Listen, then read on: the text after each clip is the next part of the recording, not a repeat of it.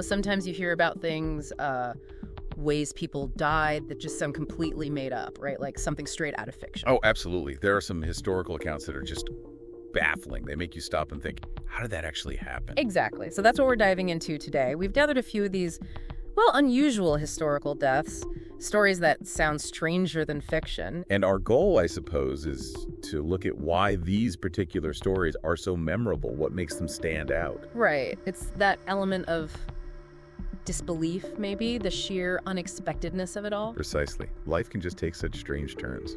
Okay, so let's start with Hans Steininger. This is back in 1567 in Austria. Ah, yes, Steininger. Known primarily for one thing, wasn't he? His beard. Apparently it was incredibly long, like record-breakingly long. That's the one. And tragically, that very beard played a central role in his death. How so? I know there was a fire involved. There was. A fire broke out in the town and people were scrambling to escape. In the panic, Steininger apparently forgot about, well, managing his beard. He didn't roll it up. Seems not. He usually kept it rolled up in a pouch, but in the rush, he didn't. Oh, no, don't tell me. Yeah. He tripped over his own beard while trying to flee, likely down some stairs. He tripped out his beard. That's the account. Tripped, fell, broke his neck. Died right there. Wow. The very thing he was famous for. It's just such a bizarre twist of fate. It really is. Talk about irony. It highlights how something unique can become a fatal liability in, just the wrong moment. You really can't make this stuff up. Okay, next up, Bobby Leach. Now this guy, he stared death in the face. The Niagara Falls guy, right. Yeah. Second person to go over in a barrel and actually survive. 1911, I think. That's him. An unbelievable feat of, well, maybe craziness, maybe bravery. You'd think if anything got him, it'd be something equally dramatic. Another stunt gone wrong, perhaps. Yeah. Or just the toll of a dangerous life. But no. Years later, 1926 it was, his death came from something incredibly mundane. Right. This is the really strange part. It wasn't water or barrels or anything like that. An orange peel. An orange peel. Just lying on the street, apparently. In New Zealand, of all places. He slipped on it. Just slipped. Slipped. Injured his leg quite badly. It developed gangrene. An infection set in. And that was it. From slipping on fruit. Doctors had to amputate the leg. But the complications, the infection, it ultimately killed him. Survived Niagara Falls, felled by an orange peel. It really makes you think, doesn't it? We worry about the big, obvious dangers. And sometimes it's the smallest, most overlooked thing that gets you. The everyday hazard. It's quite humbling in a way. Definitely changes your perspective. Okay, how about Alex Mitchell? 1975, a British guy. The man who died laughing. Literally. It sounds like a joke, but it's reported as fact, isn't it? It is. He was watching a TV show, a British comedy called The Goodies. And found it that funny. Apparently, one particular sketch involving a Scotsman attacking a black pudding with bagpipes, I believe just set him off.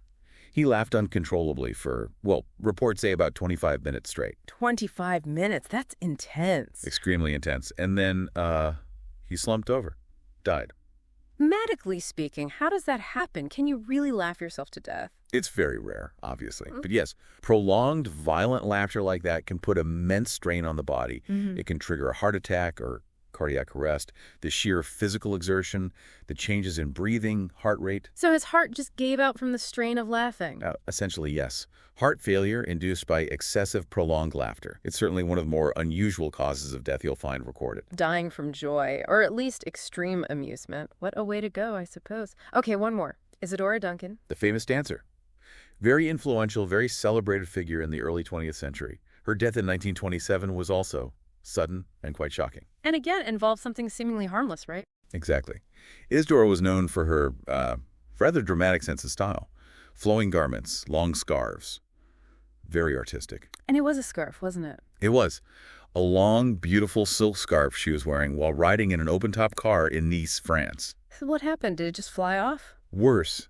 As the car started to move, the long trailing end of the scarf somehow got tangled around the hubcap or the spokes of the rear wheel. Oh, no. The car gained speed. The scarf tightened instantly. Don't say it. It pulled her violently from the car and broke her neck. Instantaneous strangulation. Just like that. From a fashion accessory. Just like that. A sudden, horrific end for such a glamorous figure. Again, an everyday item, albeit a rather flamboyant one, becoming lethal in a split second. It's chilling.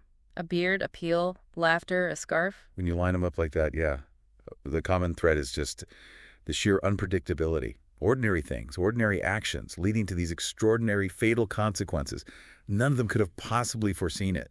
Absolutely. So maybe for everyone listening, this little dive into the stranger side of history is, well, a reminder. A reminder of how life can turn on a dime. Yeah, and maybe to think about the everyday things around us, the routines, the objects.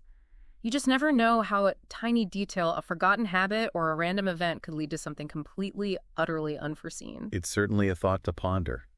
The unpredictable nature of it all.